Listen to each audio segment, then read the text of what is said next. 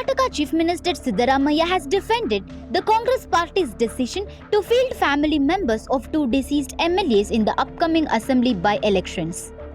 Addressing criticism from the BJP over alleged hereditary politics, Siddaramaiah stated that this follows an established political practice. The bypolls were necessitated by the demise of sitting Congress MLAs Shamanur Shivashankarappa and HY Meti, who represented the Davangere South and Bagalkot constituencies respectively. For the by-elections, Congress has fielded Samarth in Davangere South, who is the grandson of Shamanur Shivashankarappa and the son of Minister S.S. Mallikarjun. In Bagalkot, Umesh Meti, the son of HY Meti, has been fielded. They will face BJP candidates Srinivas T. Dasakariyappa in Davangere South and Veerabhadraya Charantimath in Bagalkot. Siddaramaiah further emphasized that minorities have consistently supported Congress since independence, expressing confidence that the party would retain both seats. Commenting on elections in other states, the Chief Minister predicted strong performances by opposition parties in several regions. He stated that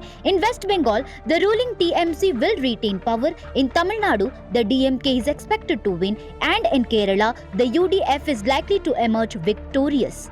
He added that in Assam and other states, opposition parties are expected to perform well, and the BJP will not win anywhere.